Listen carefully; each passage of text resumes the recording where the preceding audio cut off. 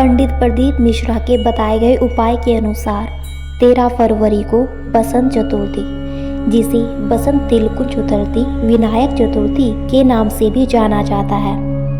दोस्तों, यह बहुत विशेष दिन होता है। तो पंडित जी द्वारा बताया गया 9 समीपत्र और एक दीपक वाला उपाय है। इस उपाय को करने से दोस्तों, जो भी आपकी मनोकामना होगी, जो भी आपका कार्य रुका हुआ होगा, इस उपाय को करने से कार्य अवश्य पूर्ण होगा। ऐसे विशेष दिन और बड़े दिन बार बार नहीं आते हैं। तो चलिए उपाय को करते हैं। इस उपाय को करने के लिए आपको 9 समीपत्र की आवश्यकता होगी।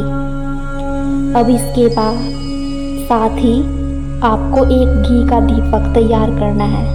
ध्यान रखें, गाय का शुद्ध घी ही होना चाहिए। दीपक के आटे का आप दीपक भी बना सकते हैं। दीपक बना लेने के बाद आपको उसमें गोल बाती, ध्यान रखें उसमें आपको गोल बाती ही रखनी है। अब आपको शिवालय पहुंच जाना है। शिवालय पहुंच जाने के बाद आपको जो भी अपनी रोज की पूजा अर्चना, जो जल चढ़ाना है वो कर लेना है। इसके बाद इस उपाय को करना है। सबसे पहले आप इन 9 समीपत्र में से 5 समीपत्र अलग निकाल लीजिए।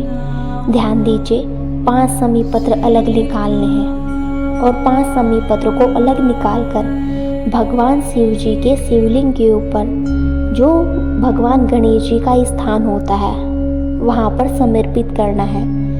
गणेश जी का स्थान शिवलिंग के राइट हैंड पर होता है। जिसको भी नहीं पता है वो ध्यान दे कि गणेश जी का स्थान शिवलिंग के राइट हैंड पर होता है।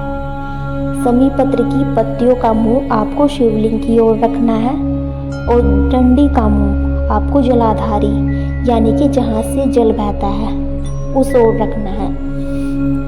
उसके बाद बची हुई 4 समीपत्र में से 3 समीपत्र निकालकर आपको शिवलिंग के ऊपर समर्पित कर देनी है। बस ध्यान रखिए कि पत्तियों का मुंह आपको शिवलिंग की ओर, यानी आगे की ओर होना चाहिए और डंडी का मुंह पीछे की ओर, यानी कि जहाँ से जल बहता है उस ओर होना चाहिए। उसके बाद आपको बची हुई 1 समीपत्र और घी के दीपक को भगवान की चौखट पर आना जाना है। ध्यान रखिए, आपको चौखट पर आना है, मंदिर के बाहर नहीं जाना है।